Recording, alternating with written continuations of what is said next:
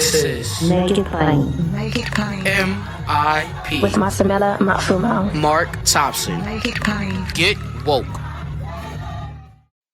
Not all bread is created equal. And if you like yours soft, fluffy, moist, and delicious, then Hero Bread and Buns should be your first choice. But Hero Bread isn't just about taste and texture. It's high in fiber with ultra-low net carbs with 0 grams of sugar. Order today at hero.co and use the code AH10 to get 10% off your first purchase. That's AH10 at hero.co, HERO.co for 10% off your first purchase. Ladies and gentlemen, we welcome back to Make It Plain, the CEO of the Federation of Protestant Welfare Agencies, and also the chair of the New York City Racial Justice Commission. And her other title is, as I've said before, one that is as significant, if not the most significant, to many of us who are in ministry and those of us who were his followers. She is the daughter of the great Reverend Dr. William Augustus Jones. And my voice got deeper when I said that, the great pastor in Brooklyn. Jennifer, glad to have you back on the show. How are you? I am delighted, and I'm feeling blessed to be with you. It's always a joy, an honor, a privilege to be with you, but I'm feeling especially blessed because in this moment, you're reminding me of not that I need to be reminded, but you're just calling Dad's name. And, I can't get enough of hearing his name, him having passed away, goodness, now 16 years ago. But his words and his voice, his ministry, his activism are ever present in my mind. And in many ways, it is what feeds my work and feeling purposed by God to do this, to do my ministry in my way, coupled with his foundational teachings, my dad's foundational teachings. I'm never without him, but it gives me joy when people call his name. No, absolutely. We can never forget him. We can absolutely never forget him and the role that he played. You chair the New York City Racial Justice Commission. So tell us what's going on now. And then there's something on the ballot in New York in November, correct?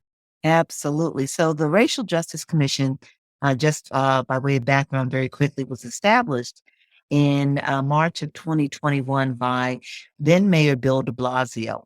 And it was in the wake of the killing of George Floyd and the disproportionate, death and serious illnesses that the Black community was experiencing resulting from COVID. And both the killing of George Floyd, Breonna Taylor, Ahmaud Arbery, and all who came before them tragically, and COVID, both of these, continuing occurrences helped us to appreciate that these were not, that's what's happening is not isolated. It's not just happenstance, but all of this is seated in structures that have persisted, keeping people marginalized and oppressed, keeping people of color, and especially Black persons marginalized and oppressed. And so Bill de Blasio erected this commission for the express purpose of having the commission members, all of whom hail from the boroughs of New York City and are people of color, of African descent, Asian descent, and Hispanic origin, having us look at government's role in propping up and perpetuating racism through the years, and essentially working to begin to identify those structures, those systems, those laws that allow racism to persist in ways that continue. Just, just the way that the hands on the clock just move around with nobody having to do anything about it. How racism, with nobody even having to pull a certain lever or whatever, how racism just continues to work like clockwork to oppress people. So we were charged with the responsibility of looking at New York City in that way, and specifically looking at the New York City Charter. The charter is the constitution for the city of New York. Much like the United States has a constitution, all states have constitutions. localities, municipalities have constitution. Here in New York, it's called the Charter.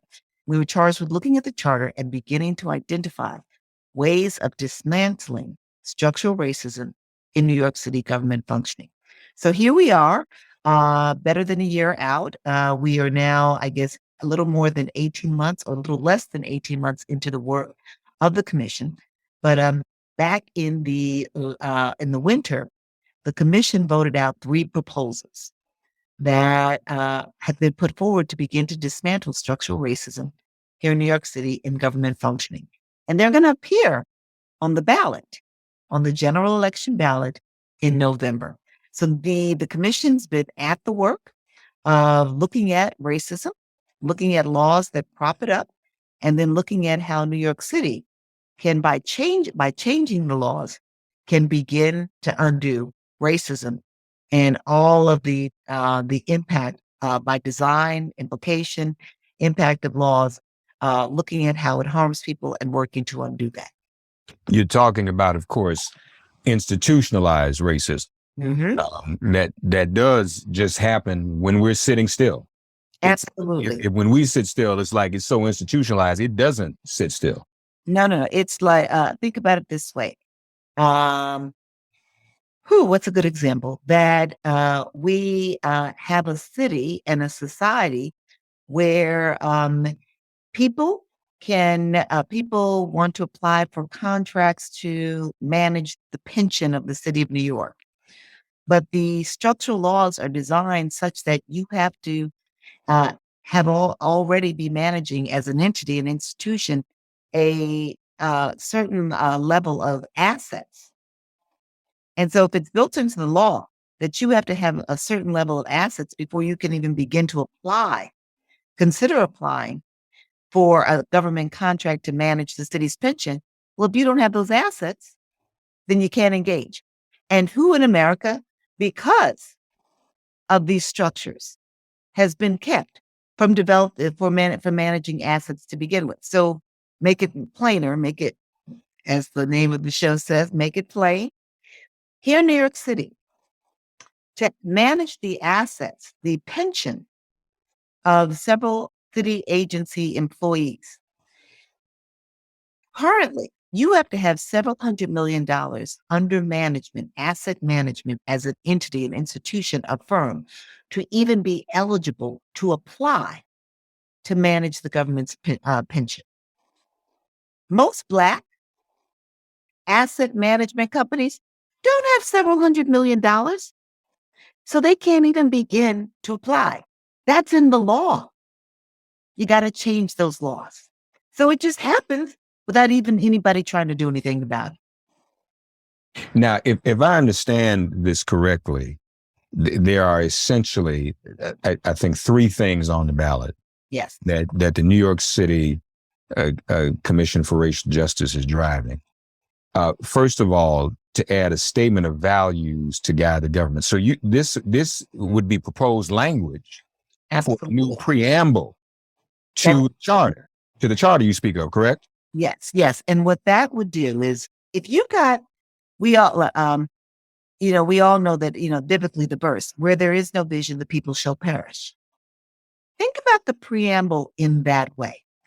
If you do not set forth a vision of what equity, looks like, and what every New York resident should expect from government, and what government should, how government should view every New York resident, then that allows for government to say, oh, you know what? We don't need to pick up the trash, with due diligence and speed in this community, because you know what? They don't contribute to the tax base as much as the people over in this other community. Or you know what? Like, we've got this little, we've got a bubble of healthcare institutions on the Upper East Side that do great work. We want to put a new, medical research science lab in the city. Let's just go and put it over there and draw more professionals into that space. Because, that's the place that everybody respects. Let's leave the South Bronx alone, where their medical care is not what it should be. There's nothing to guide how government should be thinking about all New Yorkers. and what every New Yorker is entitled to. And so the preamble, the statement of values, would do just that. What it's currently written and structured to do is to first speak to all of the harms, the atrocities that have been visited upon people of color, beginning with the Lenape people. Acknowledge it, because you know what? You can't solve a problem if you first don't acknowledge that it exists. And America, as we both know, has done that from the jump. They don't acknowledge these problems. So New York City would acknowledge how racism has harmed people of color. And then the preamble would set forth the values, the guidelines for how we should begin to redress these harms. Hey, I'm Andy. If you don't know me, it's probably because I'm not famous. But I did start a men's grooming company called Harry's. The idea for Harry's came out of a frustrating experience I had buying razor blades. Most brands were overpriced, overdesigned, and out of touch. At Harry's, our approach is simple. Here's our secret. We make sharp, durable blades and sell them at honest prices for as low as $2 each. We care about quality so much that we do some crazy things, like buy a world-class German blade factory. Obsessing over every detail means we're confident in offering a 100% quality guarantee. Millions of guys have already made the switch to Harry's, so thank you if you're one of them. And if you're not, we hope you give us a try with this special offer. Get a Harry's starter set with a 5-blade razor, weighted handle, shave gel, and a travel cover, all for just $3 plus free shipping. Just go to harrys.com and enter code FACE at checkout. That's harrys.com, code FACE. Enjoy. The language as it exists, folks, is we acknowledge the grave injustices and atrocities that form part of our country's history, including the forced labor of enslaved Africans, the colonialism that displaced indigenous people from their lands, the devaluing and underpaying of immigrant workers, and the discrimination, racial segregation, mass incarceration, and other forms of violence and systemic inequity that continue to be experienced by marginalized groups, including, but not limited to, Black, Indigenous, Latinx, Asian, Pacific Islander, Middle Eastern, and other people of color, women, religious minorities, immigrants, people who are LGBTQ plus, and people with disabilities. You write that, Jennifer? Did you write that? I had a big hand in it. Tell me what I left out. No, it's excellent. It's excellent. And it covers, and when you hit it, I can't help though. You mentioned even, historically, the way communities are underserved, depending on where they are, like picking up trash. Right. And we've been seeing this controversy at Sesame Place. And a lot of people don't realize that Sesame Street was set here in New York. Yes. Specifically in Harlem. And it looks the way it looks because of what was going on. And so people just think it was just some cute idea that somebody came up with to have a talking trash can and right. interact with a trash can. But right. That was happening because kids saw trash around them. And that was a way to make kids understand their community better, to lighten it up, make it a little more fun so that they wouldn't see themselves as less than. Absolutely. So I'm glad you led with that. Those are the things that are important, folks. And that's what it does. So that's on the ballot. Now, the other initiative on the ballot, this would establish an actual racial equity office. Absolutely. Right? Tell us about that and how that would work. So let's first begin just to make sure that people understand what is happening and what this would do. Our new mayor here in New York City, Mayor Eric Adams, he led and campaigned on a belief about ensuring equity for all New Yorkers. He has established an office of equity. So that's a good start, a very important start. But the mayor has done it by executive order.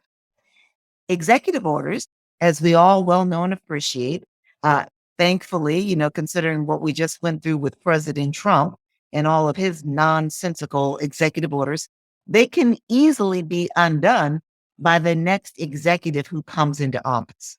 So while Mayor Eric Adams has established an executive order centering on equity and establishing an office of equity, the next mayor could come along and say, you know what? I'm not really feeling that. I'm going to get rid of this office and get rid of it by executive order. Well, what this would do, this proposal, if New Yorkers vote for it, it would establish an office of racial equity in the charter, in the laws of New York City.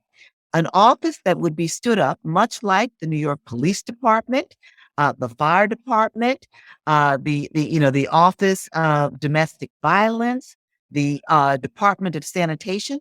It would be an office written into the law that could not be upended by the next mayor. And this Office of Racial Equity would have the responsibility of essentially establishing a citywide plan for advancing equity, community by community by community, community district by community district, based on a set of indicators, social and well-being and economic indicators.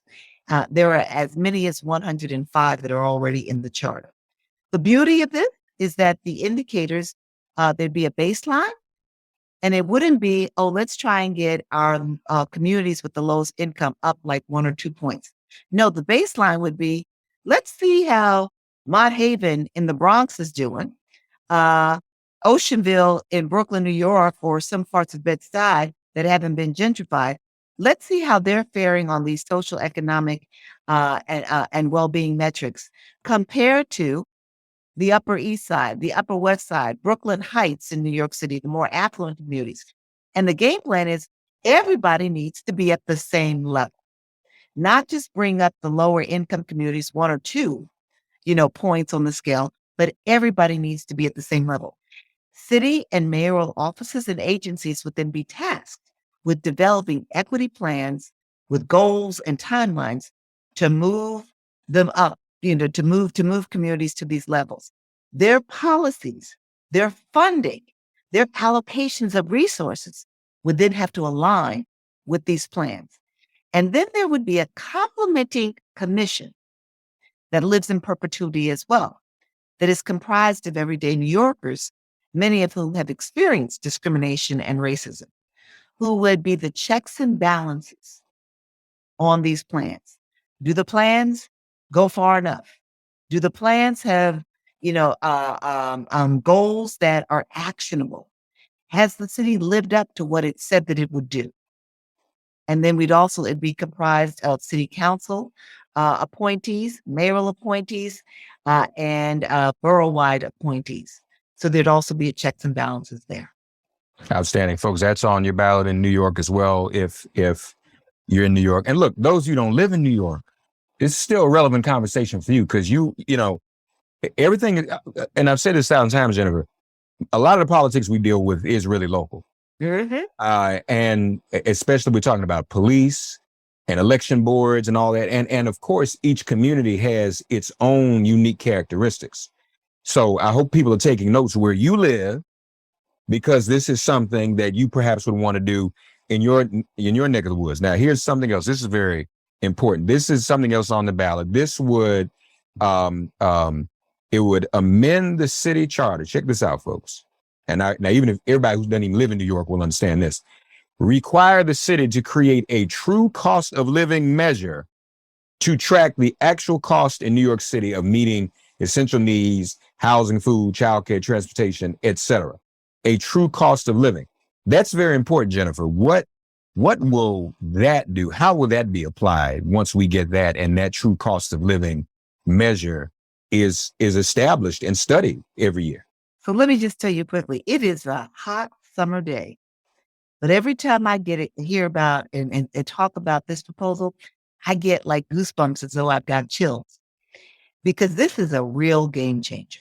The federal poverty level in America sets the guideline for wages and for income supports. It influences how much people make in wages and how much people are able to access childcare subsidies, housing subsidies, transportation subsidies, and cash assistance.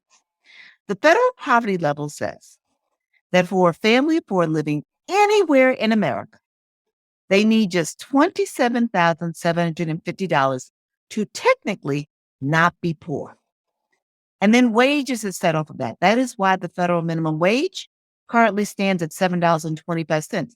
Because if you have a family of 4, 2 adults and 2 children, and those 2 adults are working at $7.25 an hour, when those salaries get annualized, they're $15,000 each, which amounts to $30,000. Lo and behold, that family of 4 is now above the federal poverty level. they're technically not poor. But you tell me, Mark, where in America can a family of four, 2 adults, 2 children, live on just $27,750? Nowhere. And here in New York City, That's right. definitely not. In Brooklyn, in the borough of Brooklyn, when you calculate the cost of housing, food, transportation, childcare, incidental medical costs, a family of four needs at least $129,000 to meet their basic needs. So what this proposal is designed to do is to require New York City on an annual basis to not just put out, this is how we're doing by the federal poverty level. Look at us. We're looking good. Because you know what? We raised the wage by $1 or $2. We're at $15 an hour. And so we dropped not as many people living in poverty. No, that's a falsehood. That's a bold-faced lie, because you know that federal poverty number is actually not really counting who's in need, because it's so suppressed. So what this would do is say, this is what the true costs are. Now let's talk about what meaningful wages look like in a city like New York. Let's talk about what people really need by way of childcare subsidies, housing subsidies, cash assistance. It becomes a game changer because it now gives us the data to press for fair wages. It gives us the data to press for critical income supports. And the reason why there's a real racial element to it is that we know in America that the primary and often the sole breadwinner in Black households is the Black woman. And we know that on average, her wages are far less than what she should be paid. We know the Black woman makes 64 cents on the dollar that the white man earns. We know that the Black woman is the most educated group of people in our society, but yet her wages are suppressed, which ultimately means that 1 in 4 Black children lives in poverty compared to less than 1 in 10 white children. So if we begin to talk about what true cost of living looks like, we can begin to talk about what real meaningful wages should look like and what income supports should be to help people not only get by, but actually get ahead. 3 important ballot initiatives: a statement of values, a new preamble, establishing a racial equity office, codifying it in law, and also measuring the true costs of living. Tell your friends in New York, it's on the ballot in November. And again, those of you out around the country should take a look at this. We invite you to read more about it at the website, racialjustice.cityofnewyork.us, racialjustice.cityofnewyork.us. Jennifer Jones-Austin is the chair, and Jennifer's dad, Reverend Dr. William Augustus Jones, and my grandparents, they used to have an old song they used to sing along. My grandmother told it to me. We don't really sing it. Right in the corner where you are. Right in the corner where you are. Whoever's far from harbor, you may help across the bar. Right in the corner where you are. And when I heard that as a little boy, Amen. I understood it. That's what Jennifer's doing for the folks in New York. And I truly hope others will be inspired to take a look at this. And, I travel the country, talk to people, and folks are in their own issues in their own communities. But it begins here. It begins at home. Organize it. Right. Yes. They say, whether people like it or not, so goes New York, so goes the nation. And this is the first commission of its kind in the nation. It's the first time this has ever been done. Additionally, if New York City, it is voters who get to decide on this.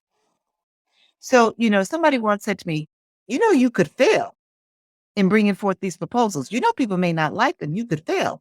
And my response was, if I've done what I feel called and purposed and led to do for my people and all who stand to benefit, it's not that I will have failed. But if New Yorkers don't come out and vote, and they allow those people, many of them who live in New York and call themselves, being on the right side, to outnumber them in voting, then the city of New York will have failed, and those who did not show up to do their part. That's my take on it. I see that as Jennifer Jones Austin. Yeah, not as a commission chair, but as Jennifer Jones Austin. No, I understand. No, that's absolutely right. So, folks, we don't need all of us to fail. We need to go up together. Racialjustice.cityofnewyork.us. Check it out. Jennifer Jones Austin, thank you as always. Thank you. Appreciate you. All that you do. All right. And why you do it, but you do it. And God bless our beloved ancestor, Dr. William Augustus Jones. Thank you.